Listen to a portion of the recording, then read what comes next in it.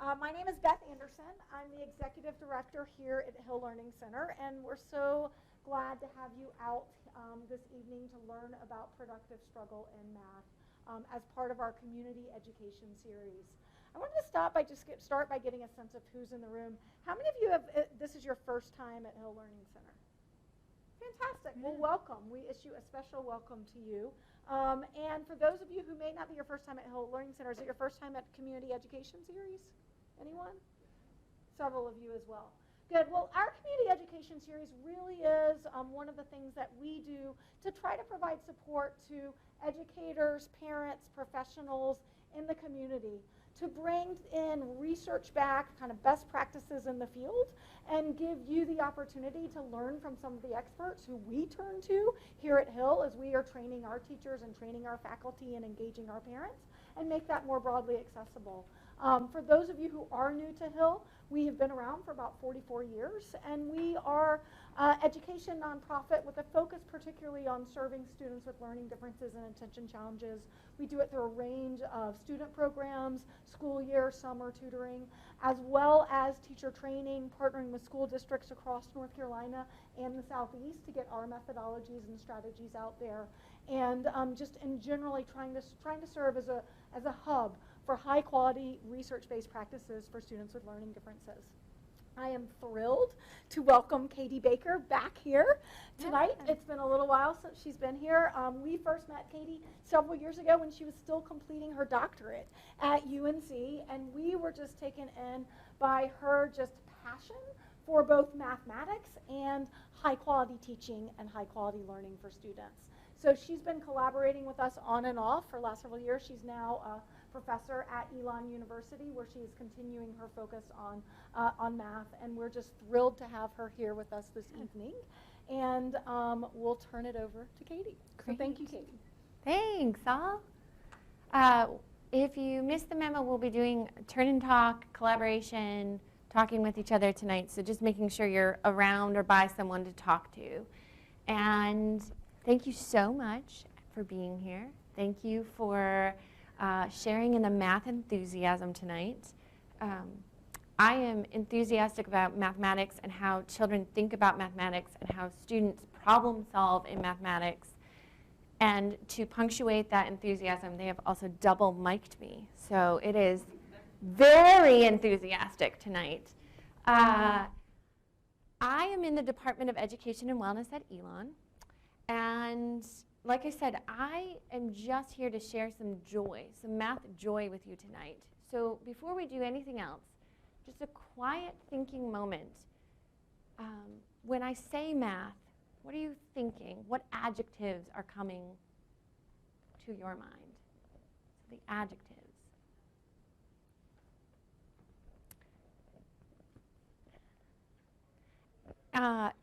I'll tell you some of the adjectives that come to my mind when I think and say math, and I think creative, empowering, riveting. And if those are not the adjectives that you are aligned with right now, I'm hoping that by the time you leave here tonight, you'll capture some of that, some of those adjectives. And also, I did want to get a little bit, I know we got a little bit of your introduction to Hill, but just in the room, how many are family and relatives? Yeah, and great, family support, relatives. And then K-5 or pre-K-5 teachers in the room? Yeah. Middle, high? Yeah. Support? Yeah, support? Yeah, like support everything? Yeah. Great, great. And I'm supposed to say at this moment too, hello live streamers. And I know that I believe a special hello to my 2-year-old who is also watching this right now. So we're going to jump in then, and we're going to consider tonight's goals. We'll look at what is productive struggle. We'll just get some definition out there. You may have heard this term in math world before, you may not, so we'll get a definition out there. We'll think about what qualifies as productive struggle for a student and actually watch a 5th grade student solve a math problem and think about Is this a productive struggle for him? Why or why not? And then we'll think about how we can support students and their ability to struggle productively in mathematics. And throughout, like I said, we'll be holding meaningful conversations with the people around us and with each other. So you've got a little true fault to launch you into tonight. Before I share what research says and what the math education community says productive struggle is, I want you to think about 3 statements and think about where you are right now with what you might think productive struggle is or is not. So you've got that on your handout. And if you miss getting a handout or if you need a writing utensil, we're happy to get those to you. But you've got 3 statements. Just take a minute and think about true or false with these statements. Where are you right now in your thinking and aligning with productive struggle?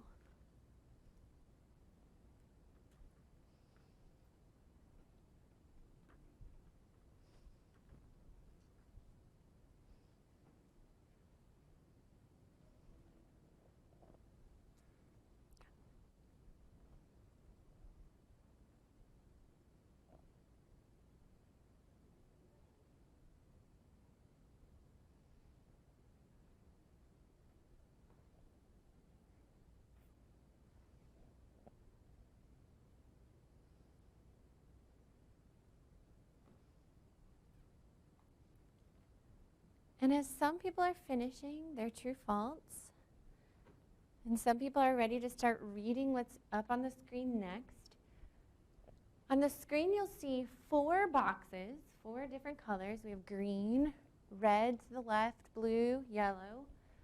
4 boxes with different definitions on what research and the math community says productive struggle is. So I want you to take a moment, read these 4 definitions, and when you're ready, you can look at the person next to you and say, I'm ready to talk, right?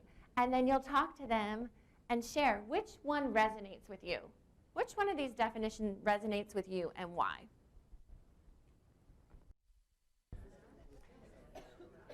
We're going to come back together in about 15 seconds.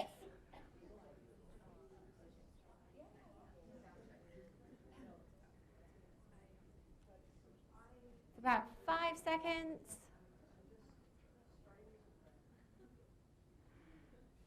And what I love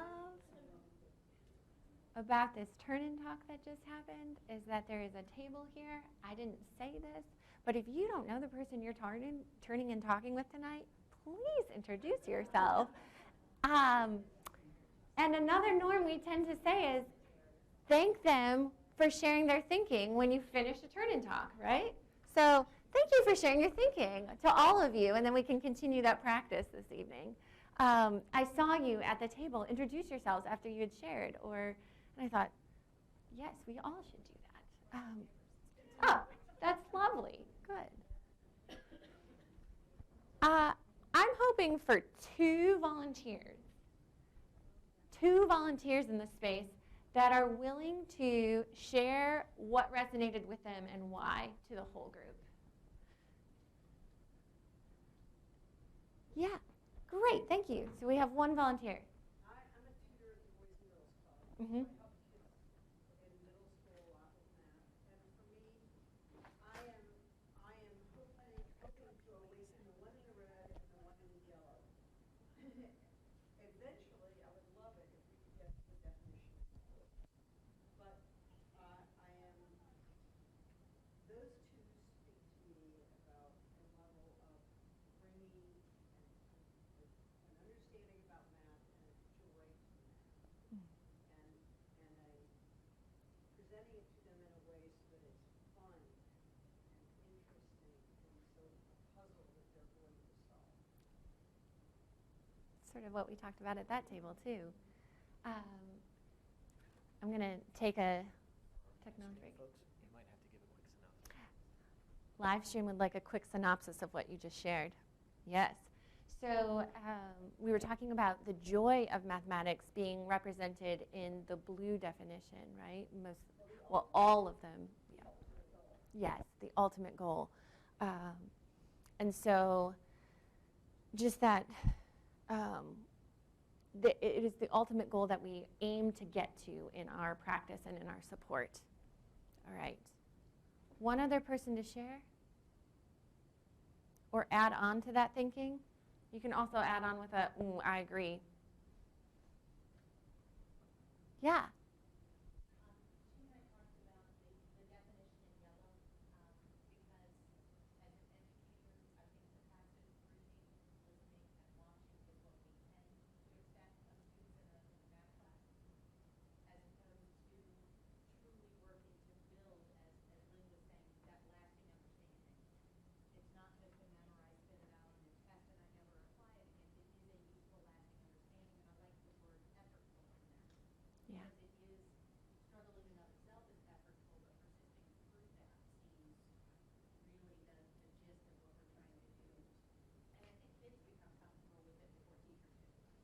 Yeah.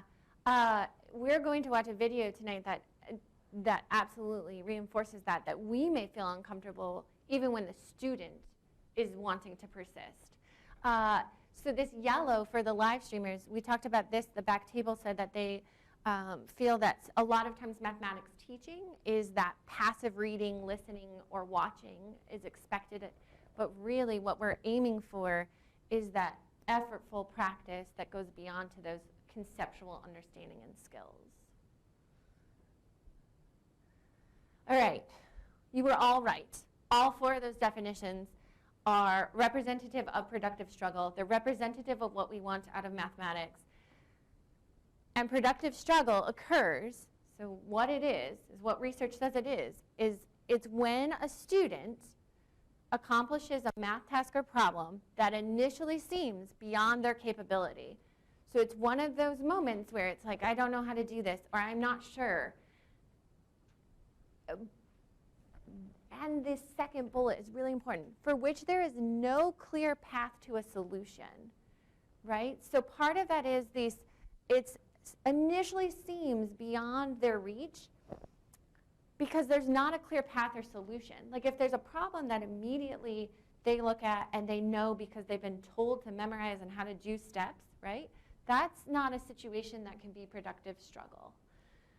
Productive struggle is when something is indeed challenging, but it's within the student's reach.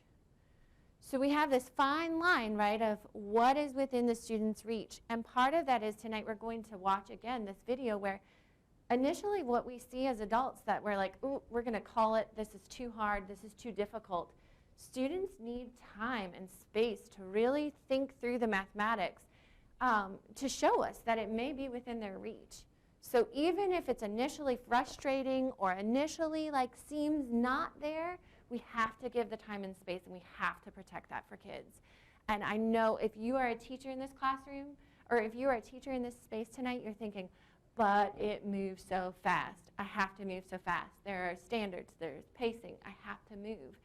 And what I'm saying tonight is like, let's take a breath and let these kids just explore and think and pause, right? So that they can really grapple with the mathematics.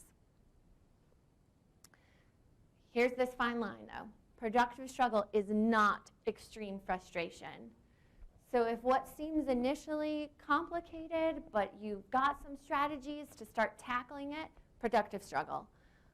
But it's initially complicated and then it just ends in tears and anger and shutdown, that means that there are some skills and some scaffolding that need to come in to support the student, right? It's not overly difficult problems. So it's not giving a student like, I'm going to give them some problems that are way beyond their capability or grade level and just let them productively struggle, right? Because that's what we should do. Just see what they do, right? It's thinking strategically about the problems you give them. And it's not the feeling of struggle because the material doesn't make sense. So if there's not enough of a scaffold or support or enough of a background and the student's just sitting there and like this, I'll just try something and nothing makes sense to me, right? We don't want that to happen either. So there's this very fine line that I hope that we also articulate for you tonight. So to launch us into that, I'm going to give you a little time to think about solving some problems on your own, solving some problems with the people at your table, and then we'll actually watch a student solve a problem. So we'll start first with the problem. There are 4 pizzas for 8 kids to share equally. How much pizza would each kid get? This problem is also on your handout. So very first and foremost, before you start solving, what do you notice about this problem? That's what you'll have to think about first. What do you notice about this problem? And then you think, how might you solve this problem? So what do I notice about it? How might I solve it? And then I'm going to ask you to try it on your handout. If you were an elementary child and you were asked to solve this using pictures, how might you do that? All right, so you're going to actually, what do I notice about this? How might I solve it? Do it with pictures. And then when you finish your pictures, share your pictures with someone at your table. So one of the things I wanted to make sure we draw our attention to is this top bullet of what do we notice about this problem, right?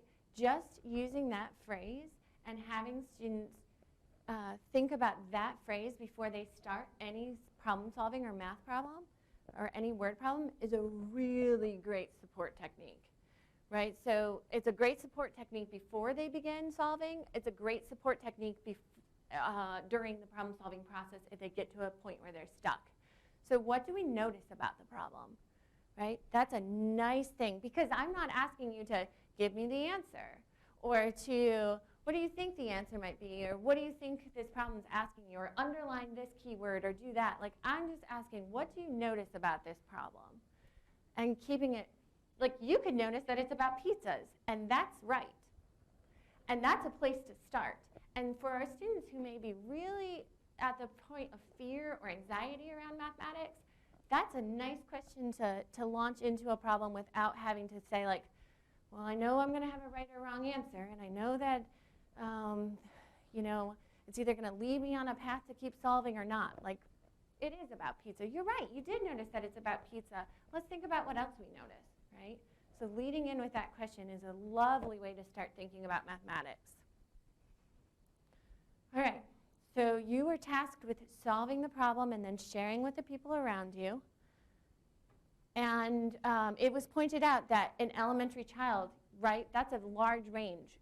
Elementary child, and I would venture to say, like, I've done these problems pre-K through 12th grade through undergraduate.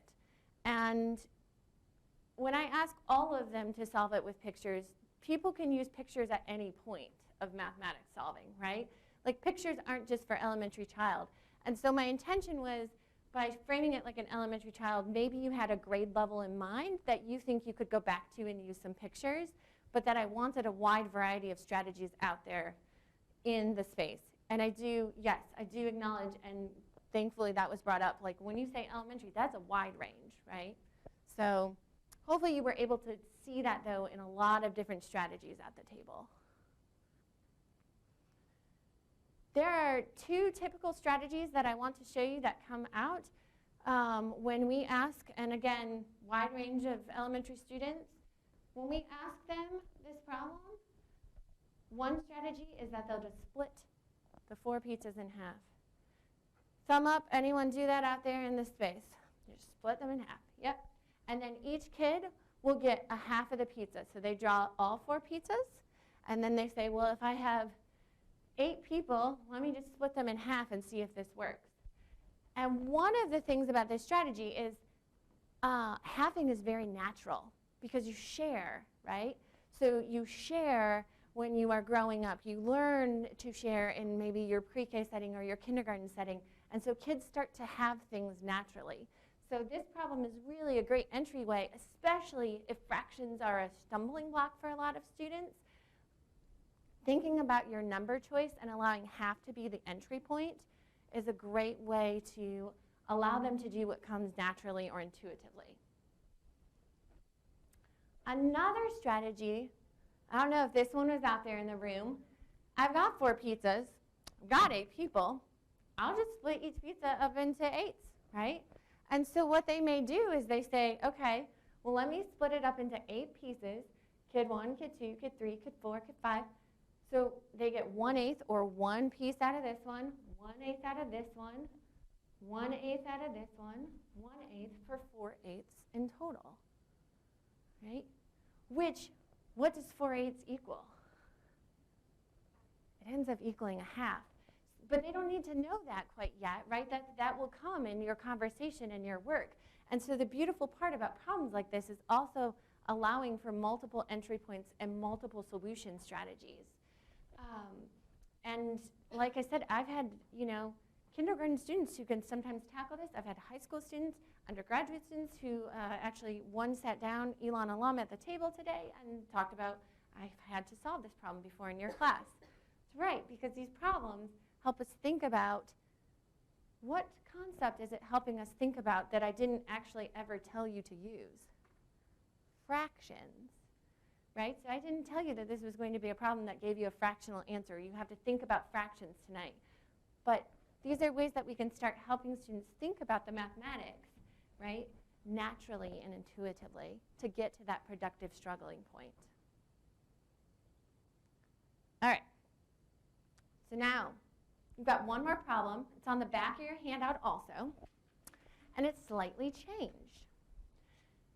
So there are 5 pizzas for 8 kids to share equally. How much pizza would each kid get? And now we're going to think about, well, how did this problem change? And then think, if you were an upper elementary student, so I did qualify at this time, like if you were maybe a 5th grader about to tackle some of this work, how might you solve this problem with pictures? And perhaps even sometimes in 5th grade, we start using without pictures. And then after you solve, share your ideas with someone close to you. So how might you solve this? I am loving conversations with people about their strategies. I also think it was in one of the tables I went to, someone said, did I do that right? And I thought, oh no, that's what we're, like part of this tonight, I hope I reinforce for you, is like finding the beauty and creativity in mathematics. Again, is giving that time and space, but also giving multiple entryways into being able to think about the mathematics. So for productive struggle to happen, we have to be able to do math in our own ways, and we have to be able to use different strategies and honor those different strategies. So we're about to watch a video of a child, Ryan. Ryan is a 5th grader. Ryan is going to solve this problem that you just solved with the 5 pizzas and 8 kids. And before we view this work, I just need you to know my orientation to the video. So I believe that students should solve problems in ways that make sense to them before we ever give them an algorithm or ever give them our way. That our first job as a support person or our first job as a teacher or a family member or a parent is to let people solve math their way, and then we can come in with the support and the probing and the scaffolding. I believe that that is our job. I believe it is our job also to listen to kids, listen to students, listen to all humans, right? And honor those strategies that they're bringing into the mathematics and the thinking. So I just want you to know that when you see this video of Ryan, I mentioned earlier this evening, it may be uncomfortable at moments for us as adults to watch the student and think about like, is he going to keep going? Oh, what's going to happen next, right? But Ryan is going to go through his own math solving process and own problem solving ability. So before we watch Ryan, just so you know, there are some moments that you want to think about in Ryan's video where Ryan's strategy to solve the problem, he's going to have a picture, and you notice he has something crossed out. So Ryan will start by incorrectly interpreting the problem. And instead of the teacher, and actually the teacher in this case is Ryan's aunt. So if you are a family member and you're like, I don't know how to support my child, like just know that this is an aunt figure in Ryan's life. So Ryan will start by incorrectly interpreting the problem. And the support person in this role does not say, no, you read that, you did that wrong. That's the wrong way to start. Just watch how she is very strategic in getting Ryan to think through this problem. Then Ryan draws those 5 pizzas and splits them among the 8 people, numbering them 1 to 8 for each child, which is probably similar to what some of you might have done in this problem. And then Ryan will arrive at the correct response that each person is going to get at 5/8 of the pizza, but it's not ending there. So part of what the teacher is going to do is when a right answer is given, in order to help promote productive struggle and that math just doesn't end, like thinking in math doesn't end when the right answer is there, they're going to probe him further to be like, can he make sense of his answer? And that's the big piece of productive struggle, right? Is like, I've got an answer. Can I make sense of that answer? All right, so here's Ryan. So again, you may have some like moments of like, whew, I'm going to cheer for Ryan. Whew, how am I feeling about for Ryan? But as you're watching this, I also want you to make very careful note of those support moves that the adult is using. The adult is supporting and not solving for Ryan. There are 5 pizzas for 8 kids to share equally. How much pizza could each kid get? 8 pizzas or 5 pizzas? There are 5 pizzas for 8 kids to share equally. How much pizza could each kid get? Just see if each kid can get this.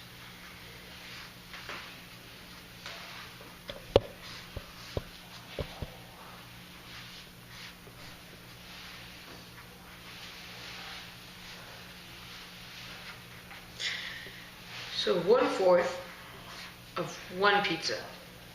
Then another 1/4, which makes it 2/4. So you have 2/4 of 2 pizzas right now. Then you would have 3/4 of 3 pizzas. Then you would have 1 whole of a pizza. Then you'd have 1 whole and 1/4 out of all 5 pizzas. One kid would have a whole pizza and 1/4 of a pizza. And how many kids would be sharing if that happened? 8 kids. So how do we know 8 kids there? Or can you explain your picture? Oh. I messed up on that. I'll try again. Okay.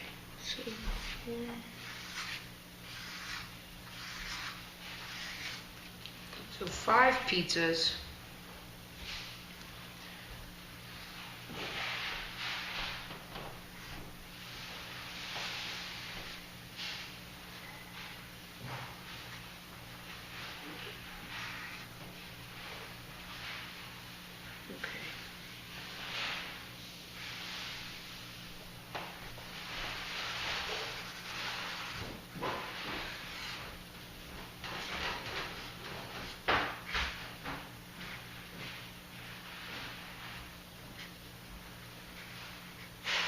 Okay, so 5 kids were sharing each pizza. So 8 kids were sharing 5 pizzas. Oh yeah, sorry. Okay. So do you know how much each person's going to get already? No, not yet. I'm just dividing it equally. Okay.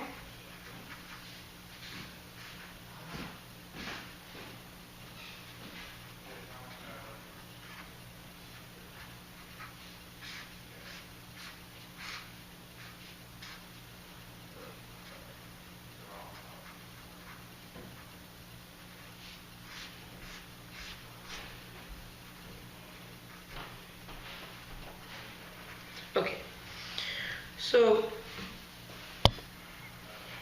1 kid we get 1/8 of a pizza, then another 1/8 of a pizza, which would make it 2/8 of a pizza, and another 1/8 of a pizza would make it 3/8 of a pizza, and another 1/8 of a pizza would make it 4/8 of a pizza. Then another 1/8 of a pizza would make it 5/8 of pizza. So each kid would get 5/8 of each pizza. Is that enough to have a whole pizza? No, No? How do you know? because it would have to be 8/8, which would make 1 whole. Is it enough to have half of a pizza?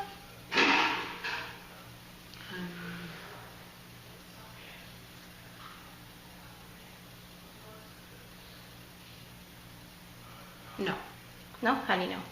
because if you're trying to make the fractions smaller, you can't condense 5. You can condense 4. No, you can. Because if you're so if you're condensing, you'd get 5. Okay, you condense 4 into. Oh no, you can't. You can't condense 5 into a smaller fraction. So you think they would have enough to have half a pizza, or more than half, or less than half? Less than half. They'd have less than half a pizza with 5/8 of a pizza? And how do you know? Because you can't, if you're trying to,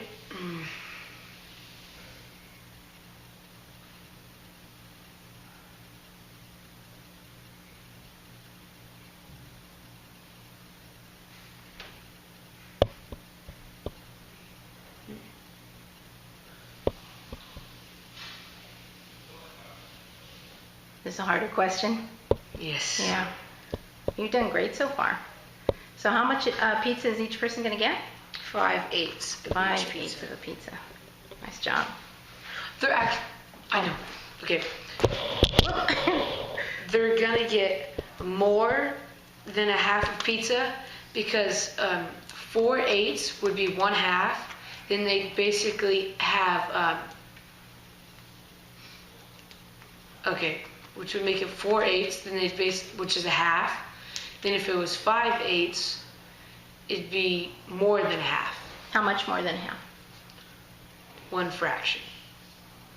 1 fraction? What would that fraction size be? 1.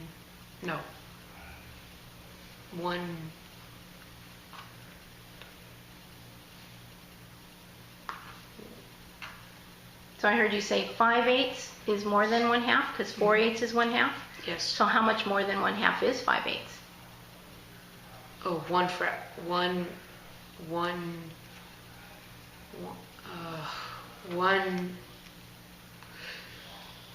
What do you think?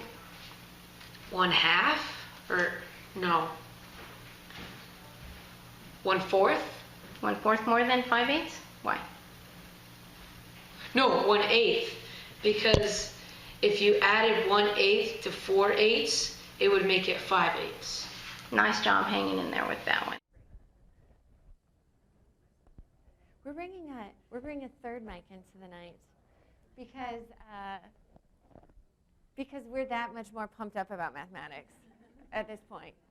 I want some share outs just from the whole group around what you were talking about, what you noticed that this support person was doing to help the child solve and not solve for them. So I know this table you had something, would you feel comfortable sharing first? And a microphone? Well, it was mostly after. Is that? I think he's going to put it on. It was Oh. great. There you go. I noticed that once he got to the 5/8 of the pizza, she then framed it in more of a, so does everybody get more than half? And then he was kind of like, well, of course, no, of course not. And then he had to work through that again to figure out, oh, well, yes, 5/8 is more than the half. And then the struggle that he went to his picture and was trying to divide it up and count and see, is it more than half? Yeah. All right. That's so important, right? That she really was orienting him back to his work and back to where the 5/8 was, right?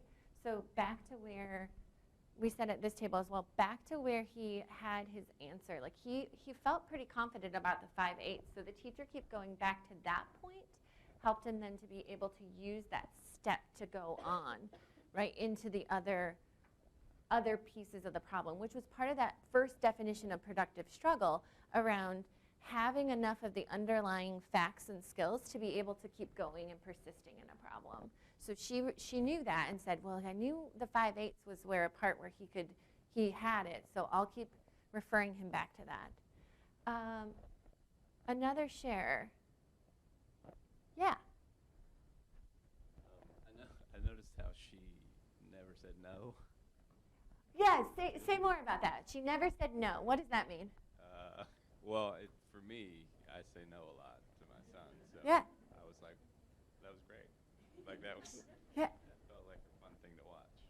Yeah. She did, in fact, I'm going to give you this phrase, like the what do you notice? How do you know? How do you know? Not why, right? She didn't say why. She just kept saying, and how do you know when he gave that answer?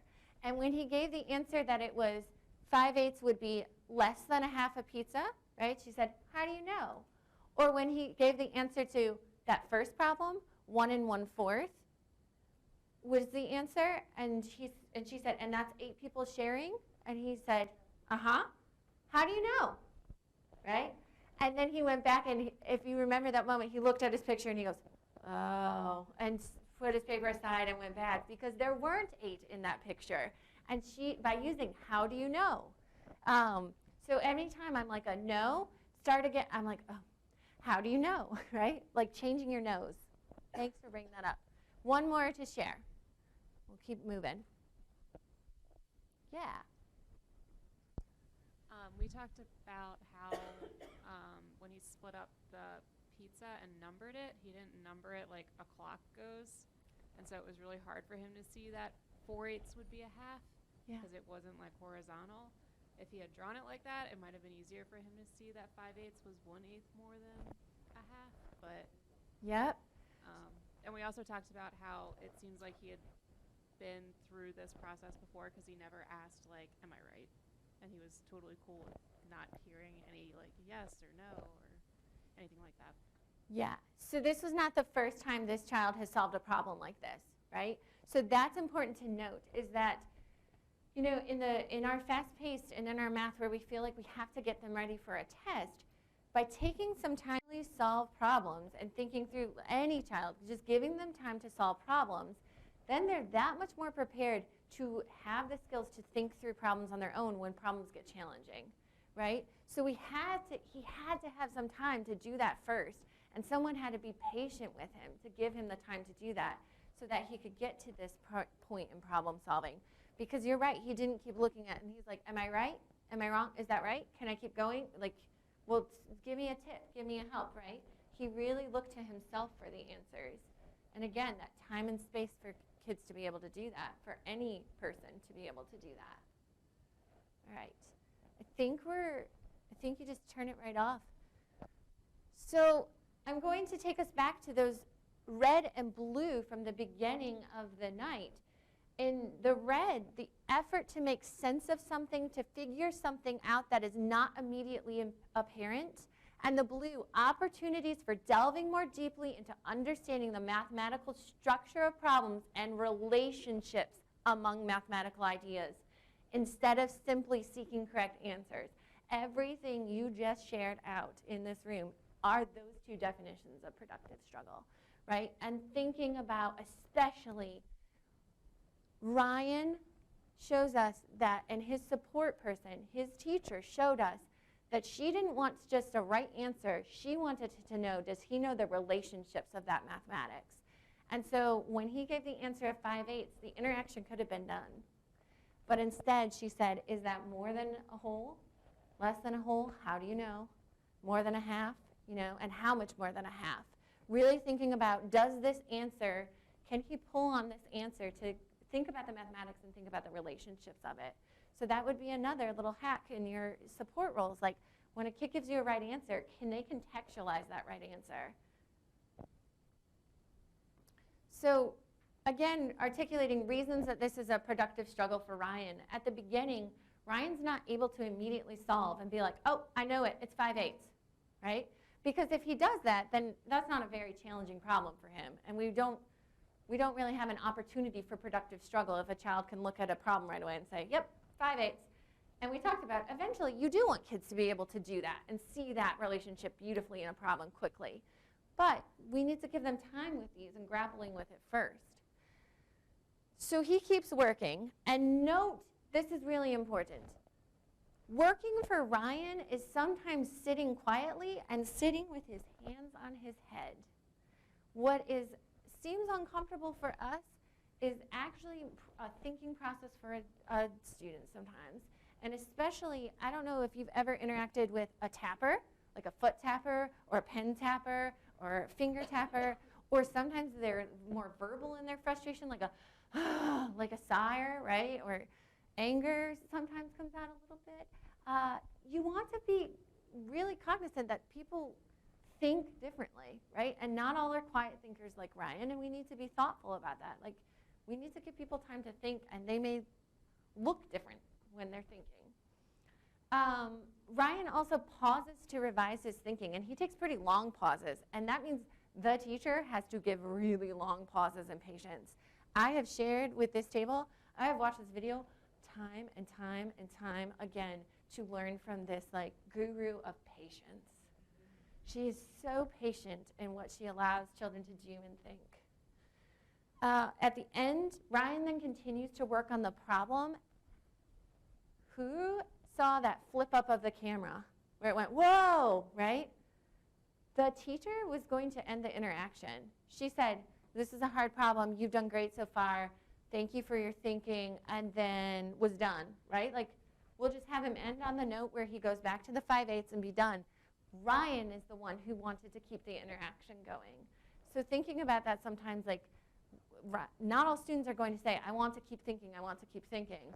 But Ryan is showing us that even when we're ready to be done and give up our patience, like, the students are going to keep thinking. So support moves that supported Ryan's productive struggle. Here it is in a table, handy table. That think time includes time of pause, times of repeating the question, times of rephrasing Ryan's thinking. Those are 3 strategies in that think time. So we saw the teacher really give substantial pauses, 10 seconds or more, which, you know, we often move in 1 second. If you start timing your wait time, like, think about how long you're giving students to process. Times of repeating the question, right? So sometimes it just takes repeating the question and then the what do you notice about this question to help students move into solving. And then rephrasing a student's thinking back to them. Instead of putting our language onto the problem, we rephrase what we heard them say. Like, say it back to them. Like, I saw that you used a picture and you used 5/8. You were saying 1/8 came from each of these. Is that right? Sometimes them hearing their own language phrased back to them can get them moving and thinking in a problem. Yeah. Exploring the details of the student strategy.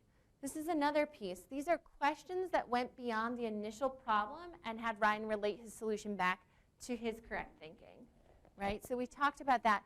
Those questions that go beyond to help contextualize a problem are really important. And then some of you picked up on this. She was very supportive in acknowledging his productive struggle. Is this a hard question? Let him give an answer, yes or no, right? Like, gave him time to, like, pause, think, and reflect, not just about the mathematics. I'll step out of your way. And you've done great so far, right? Like, the students need those moments of encouragement. She did not say, you've got a right answer. You did, that's great. I love your right answer, right? She kept it off of the answer and kept it about the effort.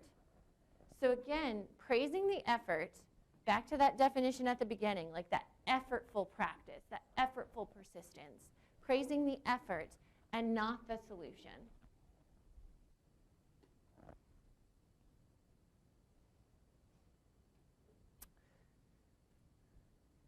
Here are some questions you can continue to try with your learner, whether that's a one-on-one situation, whether that's your child, whether that's a whole classroom. Some other questions to help in these support moves. We didn't see necessarily the teacher in this video using them, but some others that she has used in the past and that we use to help promote productive struggle. Tell me what you know about this story. And sometimes just flipping it from story to word problem, like changing from what's this word problem about, or do you know what's going on in this problem? Like saying, like, tell me what you know about this story, and having students retell it back like a story. Reinforces that literacy work, but also, like, takes it out of that this is a problem that I'm having to overcome right now. We've also had for students that are reluctant to get started, what could the answer not be? Like, just give me anything that the answer could not be in this situation. And sometimes that just starts with, well, it can't be 0. Well, how do you know? And then you can move from there. So taking it out of the, like, we're looking for an answer to, all right, just give me a whole list of things you think it can't be. And even if it's something like, well, I know it can't be 1,000,000 because they don't have 1,000,000 pizzas. That's a starting point. That's a number. That's something to keep students moving. All right. Let's change the context to something you want the problem to be about. We've had a student where in a video, he has a problem about guppies, and he has to solve this problem about guppies, and he says he can't do it. And then he's asked, do you know what guppies are? And he said, well, no. Well, no, because like, how many students might know and interact, how many people interact with guppies, right? And so changing guppies, the fish, a little fish that this child has had no interaction with ever in his life, to something else helps make it a productive struggle. Allowed him to be able to get in and solve the problem. Let's change the numbers. We've done that. Keep the problem the same, change the numbers out, and make them very accessible, very, very easy numbers to work with. Even if those numbers are 0 and 1, change out a word problem for numbers that are very accessible, and then you can move to the more challenging numbers. Be like, hey, you just did this with 0 and 1 or 1 and 2. Let's see if you can do it again with these other numbers. Let's put these numbers back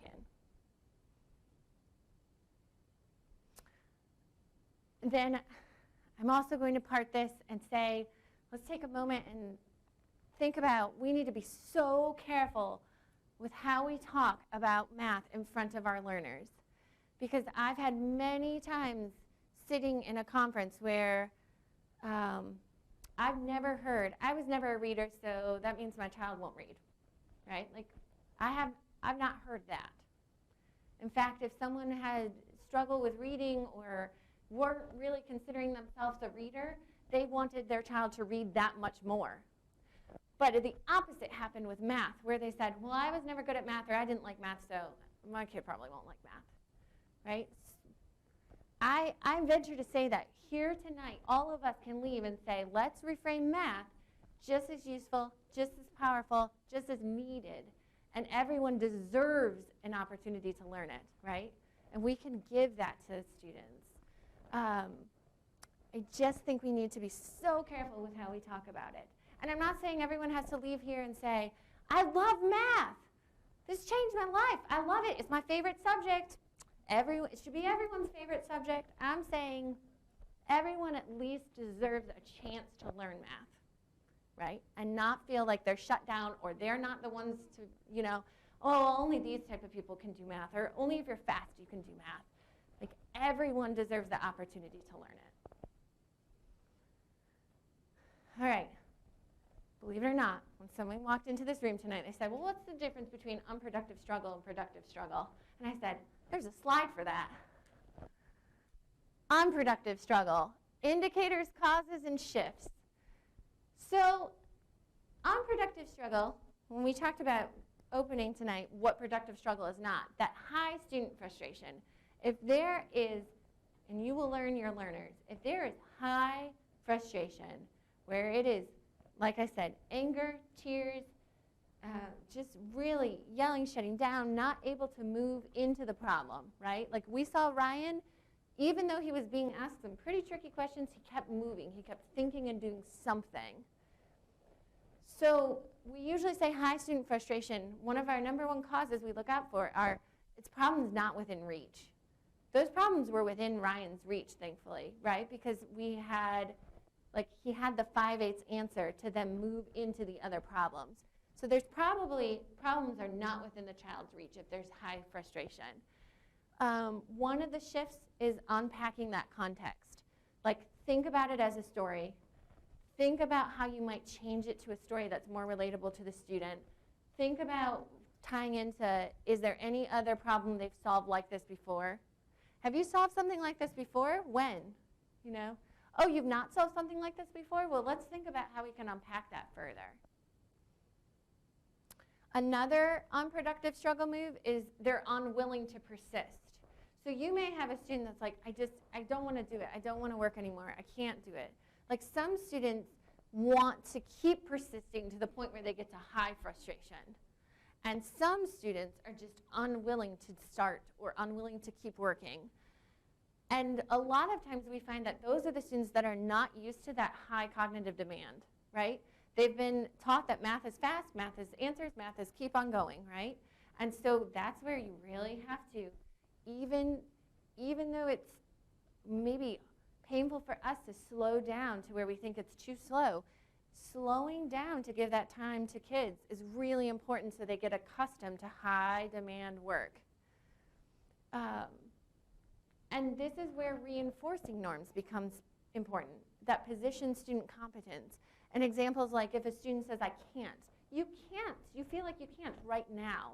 We're going to make sure we figure out how we can get you there, right? Or I offer help to others and I accept help from others. It's okay sometimes, right?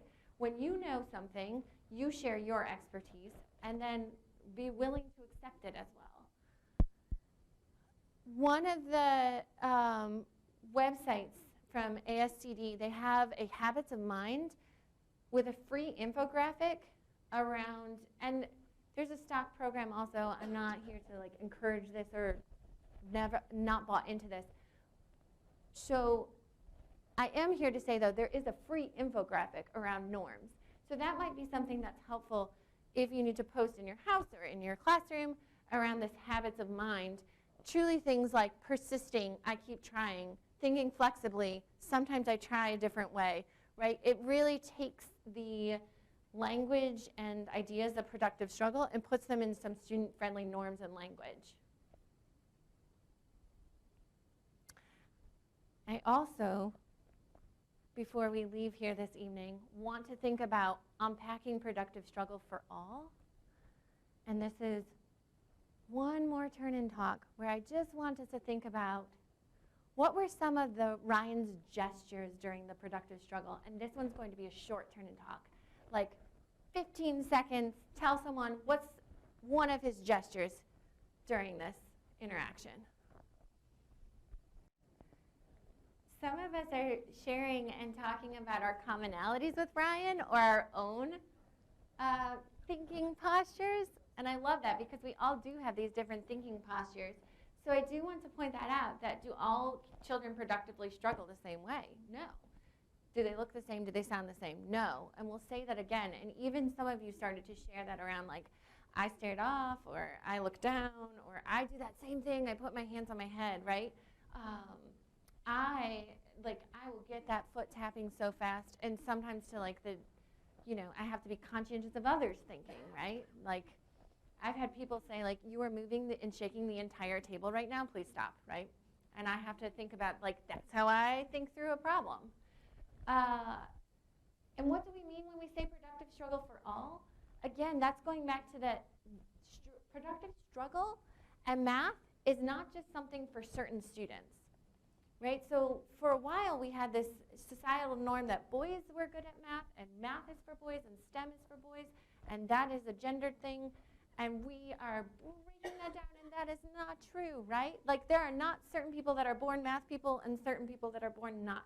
There are people that are more inclined to mathematics, and there are people that think mathematically and think through computation, right? And they think and they enjoy it. But we all have the ability to do this and have access to it. Again, I want to make sure we give opportunity and we reframe how we talk about math and make sure we have opportunity and access to all people to get mathematics. And part of that is we honor all those different manners of productive strugglers. One closing consideration for our evening. If Ryan had not arrived at the correct answer, would we consider this an example of productive struggle? Yes! That's great. Do you want to share? And do you want to share for our When was he struggling? Yeah, right? Yeah. He was working so hard. Yeah, thank you. For our live streamers, that was not on the microphone. That was a very hearty yes. Yes, it's absolutely researchers, teachers, educators, peers, Ryan's classroom alike. This is still productive struggle. Again, reframing it that it's not about getting to the right answer. Like, we just need to give kids mathematical experiences that allow them to think and grapple with problems. And also, we went back and asked Ryan about this problem-solving situation years later, because this video is a few years old now. And we said, do you remember when you had to solve the pizza problem on camera? And he's like, yeah, that was a really hard problem. I'm so proud of myself that I stuck with it.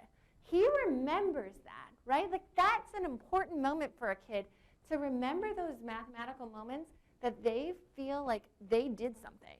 Like, that's our mission, to have all kids feel like that. And we need to show them we value their sense-making instead of just a right answer. All right, here's your moment. You had the true and false at the beginning of the evening. And sure enough, here is what I would agree with, and I called this a fact on the bottom, but this is true. So, true or fact. Just so that if you only labeled it TF, those are all FFF up there, but that bottom is true. Unproductive strugglers often rely on memorization of words, processes, diagrams, etc., rather than on an understanding. So if you have a child who is only working on the memorization and able to spit off answers or facts back at you, right? Like, that's part of math, right? Is being able to memorize facts and think about facts and fluency, but we need a deeper understanding. All right. We're going to end with how we started, and we're going to end with this slide and just have it here as a reminder of, now that we've gone through this evening, not just what resonates with you, but is there something you can do when you leave here tonight that will help support a learner in your life to achieve one of these? Something you can do differently. The reflection moment. And this is actually our last and final reflective turn-in talk. What is one move you can do differently to help a learner in your life achieve one of these?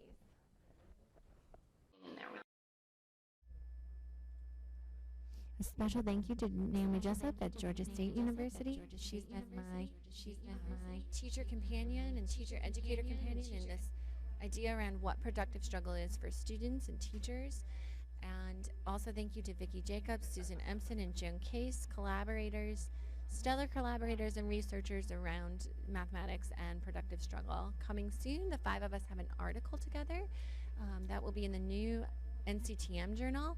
And for now, there's a quick interview around the terminology and the history of productive struggle on the Hill website.